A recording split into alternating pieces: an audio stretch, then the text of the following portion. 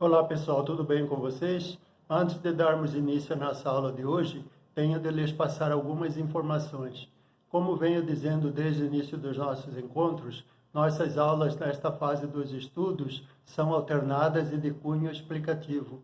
Trataremos dos temas propostos utilizando-nos de dados científicos e religiosos que explicam sobre a situação global atual, onde vocês entenderão tudo sobre como a sociedade mundial é manipulada, tanto econômica quanto religiosamente, por meio do que definimos como sendo guerra de cegos. É como o Senhor Jesus Cristo frisou: como é que você não enxerga uma trave nos seus olhos e quer tirar um cisco no olho do seu próximo? Saberemos tudo sobre a guerra da Ucrânia, dentro de uma abordagem clara, concisa, aonde mostraremos cientificamente, com riqueza de dados, que esse conflito foi orquestrado em escala global pelas superpotências desde os anos 2000.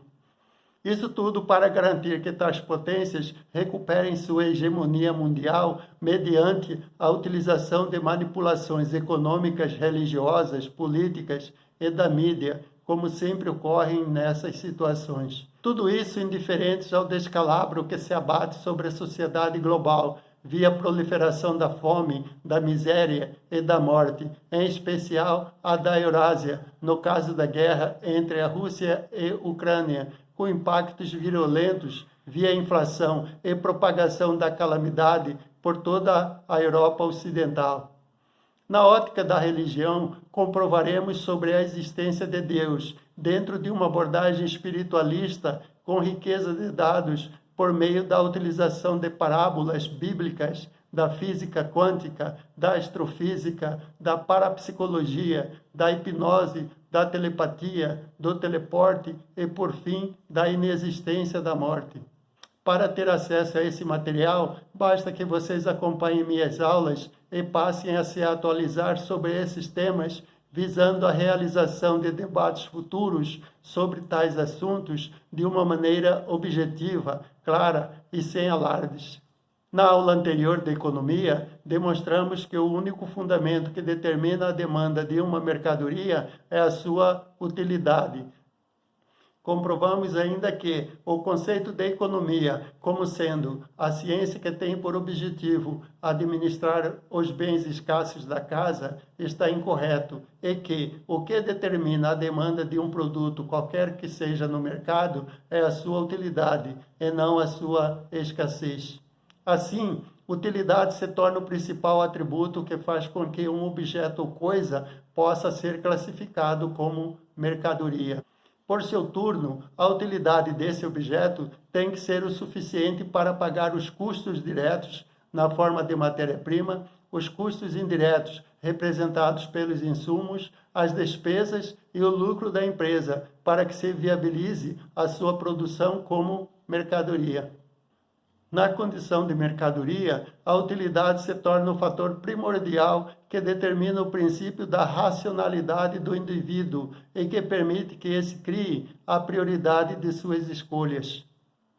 Tal prioridade possibilita que o mesmo desenvolva um método próprio de aquisição de mercadorias, de que ele precisa para atender suas faculdades humanas, dentre elas as necessidades fisiológicas, segundo Platão. Essas faculdades serão supridas pelas mercadorias produzidas pelo ser humano, indo da mais útil para a menos útil. Em essência, não é todo objeto ou coisa que tem os atributos de uma mercadoria.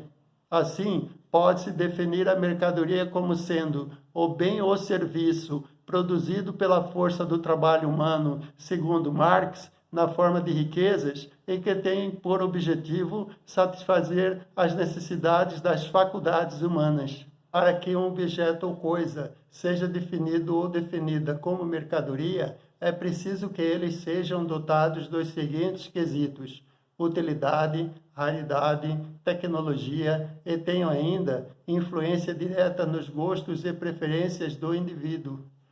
Isso porque, no que tange à utilidade, uma mercadoria, quanto mais útil ela for para o indivíduo, mais cara ela se torna, enquanto que, quanto menos útil, menor valor ela apresenta, tornando-a preterida em relação às demais para o mesmo.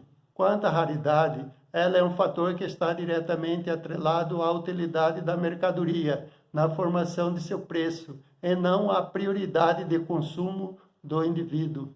Isso faz com que, quanto mais útil e raro for a mercadoria, maior será o seu preço, e quanto menos rara for a mercadoria, menor será também o seu preço, mantendo-se a utilidade constante. Assim, o fenômeno da raridade está diretamente ligado ao preço da mercadoria e não à sua importância, no que se refere à prioridade de escolha de consumo, que tem esse último seu ponto de máximo na utilidade da mesma para o consumidor.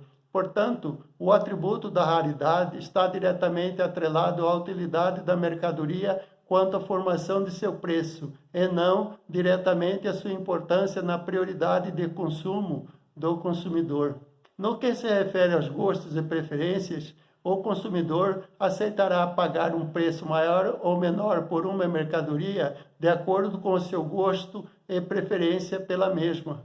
Conforme o gosto, o indivíduo aceitará pagar um preço maior por um tipo de mercadoria, desde que ela atenda às suas exigências particulares.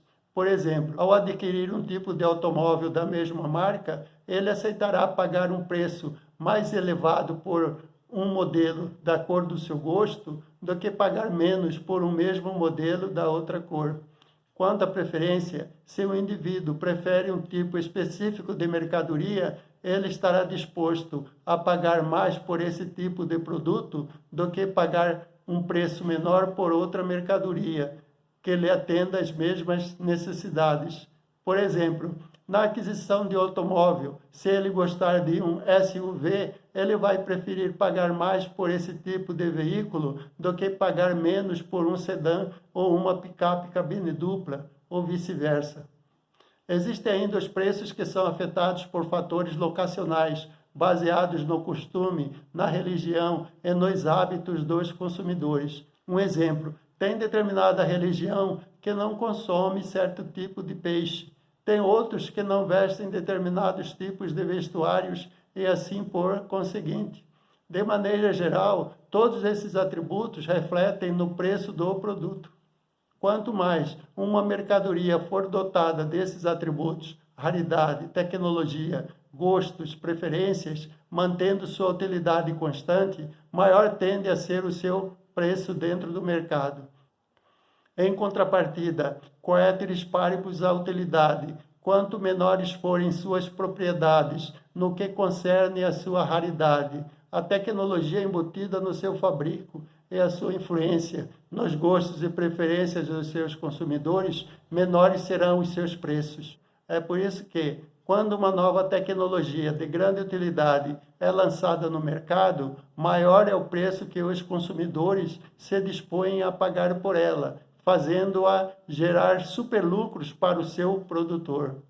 Por outro lado, a partir do momento que essa tecnologia tem seu segredo de fabricação descoberto pelos demais produtores e promove o aumento da sua produção, há uma queda no seu valor de mercado, fazendo com que seu preço tenda para o preço natural no longo prazo, gerando lucros normais.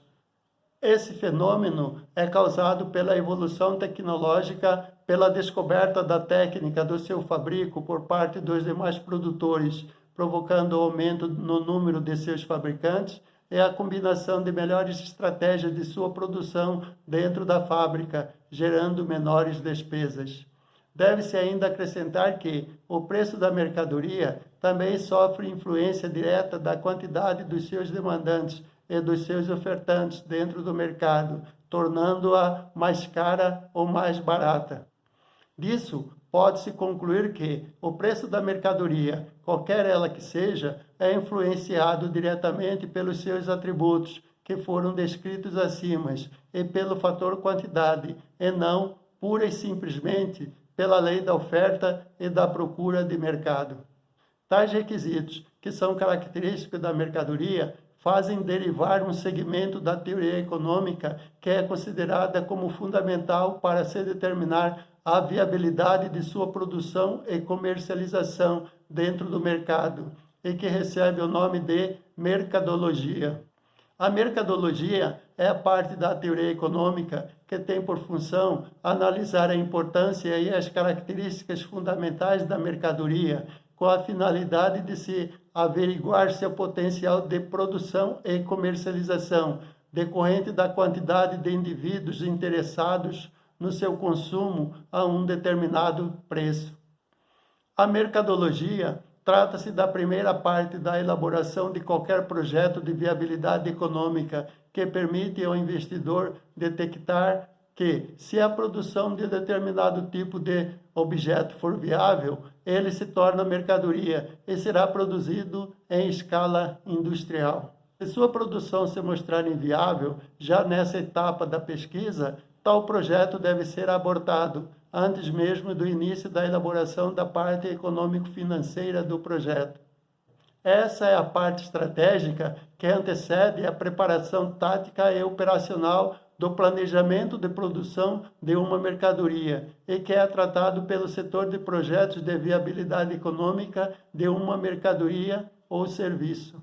Deve-se lembrar que projeto de viabilidade econômica não é o mesmo que plano de negócios, estando este último mais equiparado ao projeto econômico-financeiro da produção de uma mercadoria, que é a segunda parte da elaboração do referido estudo de viabilidade econômica.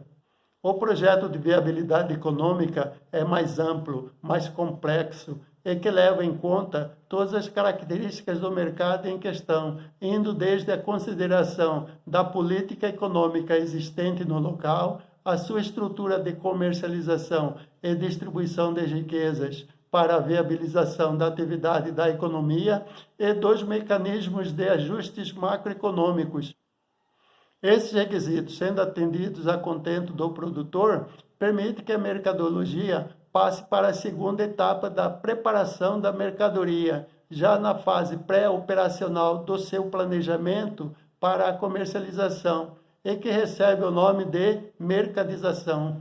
A mercadização é a etapa da mercadologia que tem por função desenvolver a estratégia de técnicas de apresentação, distribuição e vendas da mercadoria, visando a sua comercialização a um preço ótimo e quantidades extremas e que gerem lucro máximo para a empresa. Vale antecipar, buscando esclarecer essa questão, visto que, até hoje, existe uma confusão total a esse respeito e como será trabalhado mais à frente que o lucro é renda da empresa e o salário, na forma de prolabore, é a renda do trabalhador empresário e que, embora ambas sendo rendas, não há nenhuma relação entre uma e outra. O estudioso dessa seara não deve esquecer jamais a diferença que existe entre a renda do trabalhador e do trabalhador empresário, que são o salário e o prolabore, respectivamente, em relação ao lucro, que é a da empresa. A parte da mercadização, sem uma definição específica que a trate na sua essência, visto que é definida de forma vaga nos nossos dias, é trabalhado no seu vernáculo em inglês como sendo marketing. Vale observar que se deve ter muito cuidado na análise dos trabalhos relativos à mercadização ou marketing, visto que o mesmo possui um grande potencial de ludibriar o seu público-alvo, devido à sua grande capacidade de criar programas e políticas de desenvolver atributos inexistentes na mercadoria. Em alguns casos, tentar vender um objeto que nem atributos de mercadoria possui. No caso deste estudo, no que diz respeito às faculdades humanas, que são citadas no conceito de mercadoria, recorrer-se-á aos trabalhos de Platão e que são apresentados em sua obra A República, como se verá na aula de economia a ser apresentada a seguir, depois do nosso próximo encontro, que versar-se-á sobre religião. Deve-se frisar que estes estudos revolucionários tratam-se de trabalhos independentes, exclusivos e sem quaisquer vínculos com universidades, faculdades, religiões ou seitas. Meu nome é Antonino, sou mestre em Economia do Desenvolvimento, especialista em MBA e Gestão Empresarial, enfoque gerencial pela FGV do Rio de Janeiro, sou especialista em docência no ensino superior expertise em elaboração de projetos de viabilidade econômica, bacharel em economia, ex-professor, onde trabalhei há mais de 20 anos na área de economia e administração. Sou escritor, pesquisador independente. Peço-vos que seja membro do meu canal ou contribua com o andamento das aulas colocando o seu joinha no link abaixo.